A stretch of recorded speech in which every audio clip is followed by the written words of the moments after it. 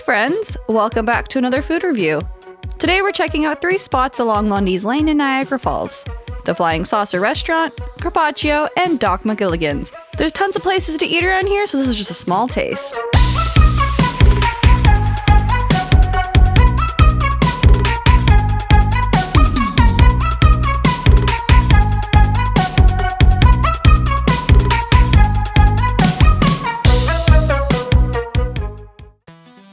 Starting off with the Flying Saucer Restaurant.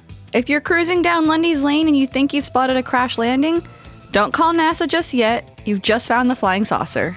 This isn't just a diner, it's a local legend that's been serving out-of-this-world food since June 1972. It all started with Henry DiCenzo, who had a wild vision and a love for sci-fi. Even when contractors said his slanted UFO design couldn't be done, he pushed through and made it happen. When you step inside, it feels like you're boarding a spaceship. They're known for their all-day breakfast, and it's been family-owned for over 50 years.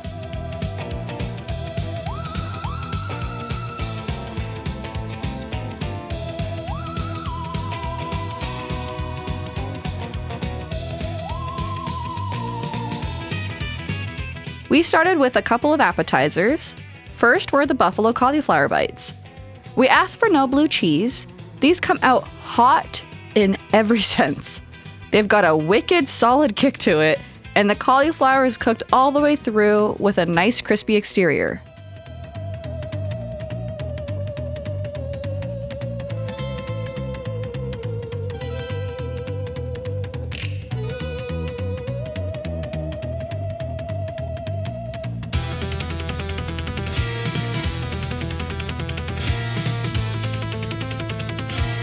Our other appetizer we got were the broccoli poppers with sour cream.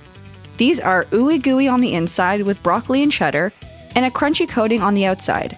Super simple, but really tasty. The sour cream adds a nice extra touch to it as well. Also worth mentioning, the prices for these were extremely affordable.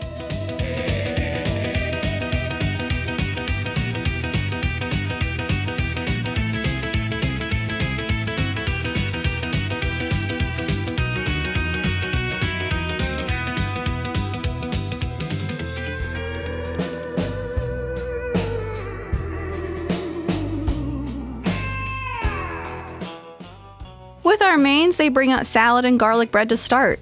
The Caesar salad was a huge portion, fresh, simple, and really good. The garlic bread was a bit undercooked. The bread was pretty soft, almost mushy, and served on what seemed like a sub bun. The flavor was still great. Garlic and cheese always works well, but it definitely could have used more time in the oven.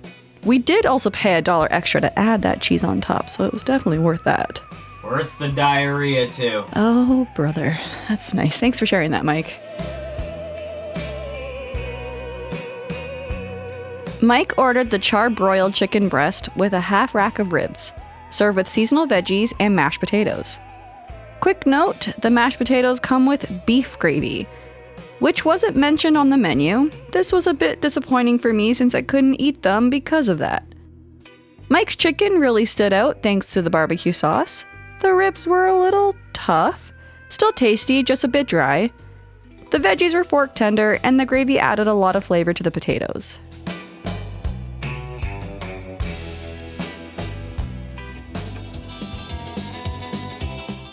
I ordered the haddock and shrimp platter.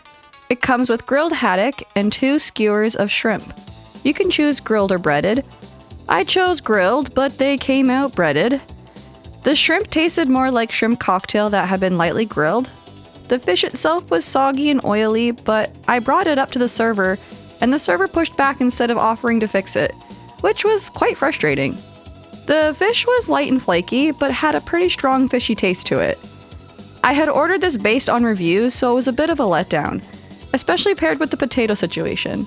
Portion sizes here are huge though, and the prices are very reasonable. One thing we really did appreciate was the value, big portions for fair prices. We really love the appetizers, and we're definitely going to want to come back someday to try the all-day breakfast. A lot of people rave about their pancakes and waffles, so we definitely have to try them next time.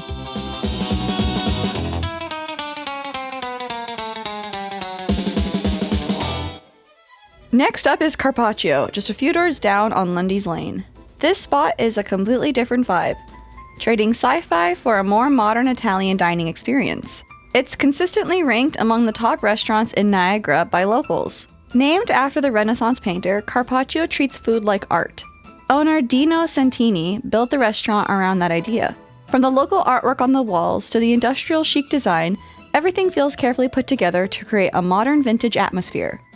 The focus here is simple: authentic Italian cooking with fresh seasonal ingredients.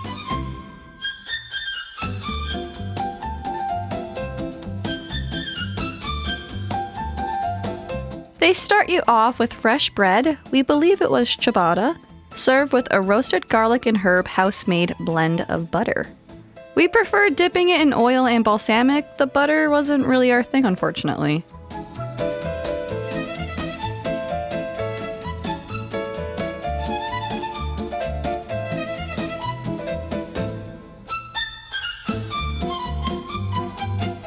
We ordered the handmade arancini Nicolina, which is crispy risotto balls stuffed with mozzarella, served with marinara, and topped with parmesan. These were excellent. Crispy on the outside, creamy and cheesy on the inside. The marinara was simple but full of flavor. Definitely a standout.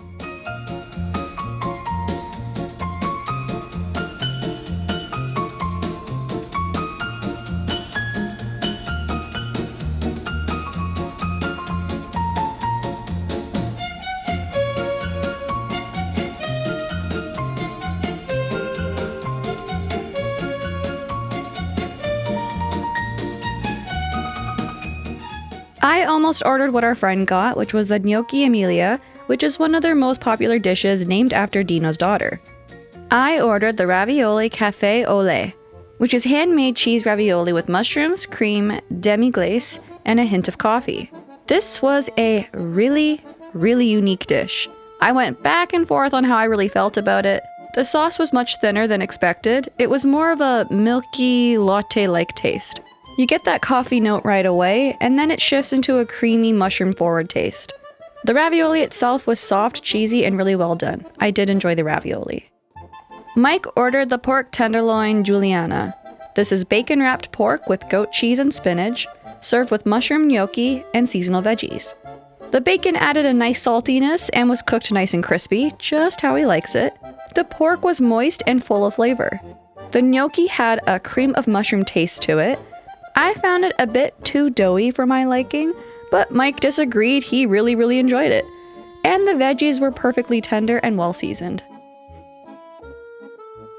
Carpaccio is also known for their brick oven pizzas made with imported flour for that classic texture and char. There's a lot here worth talking about, and it makes sense why this place is a local favorite. We'll definitely be back.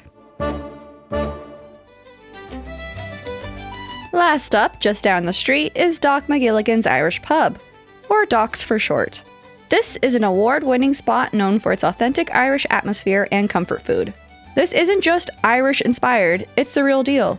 In 2013, a shipping container arrived in Niagara Falls straight from Ireland, carrying the entire pub, the bar, the woodwork, the details, all built overseas and reassembled here. It's named after Dr. Francis Magilligan, who believed good company and good cheer were the best medicine, and that idea carries right into the menu.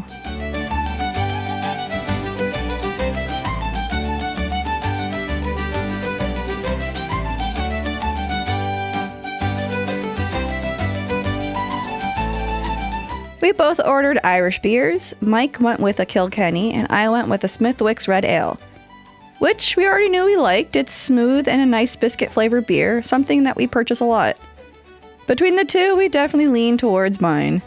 Kilkenny wasn't bad, it's just Smithwick's had a bit of a better flavor.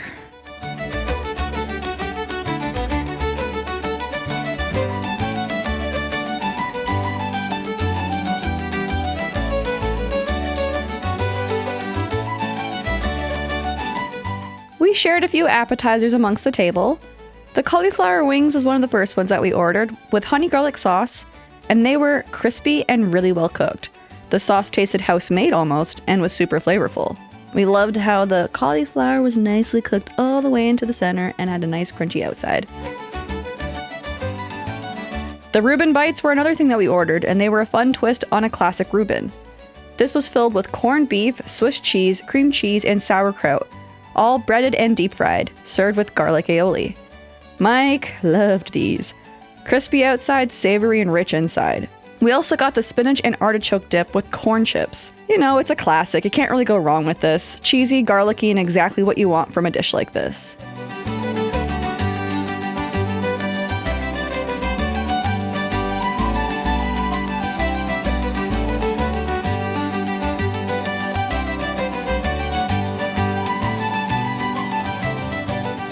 Everyone at the table ordered something different, which gave us a good look at a lot of the menu.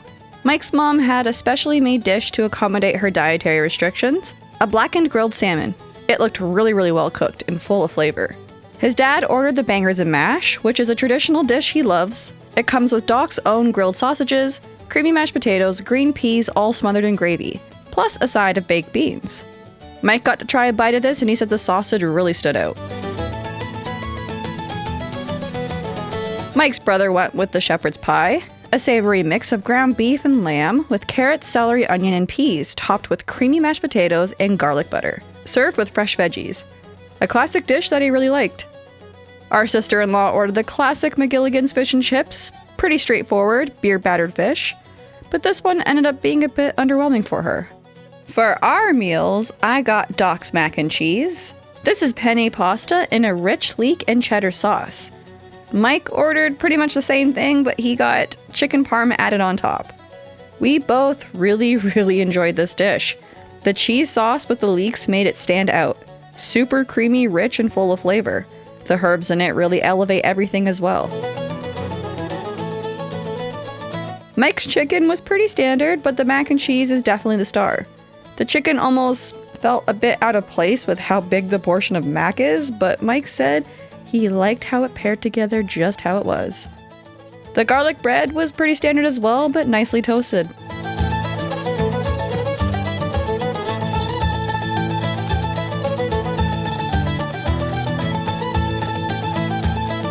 One thing to keep in mind is it is loud here. The live music is really fun, but if you're planning to have a conversation, be ready to raise your voice. We were basically yelling at each other across the table. Still, we had a great time, solid food, fun atmosphere, and a really unique space.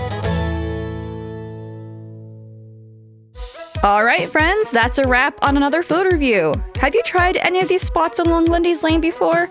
Let us know what you think and drop your recommendations for where we should go next. Hope you enjoyed this one, and we'll see you in the next video.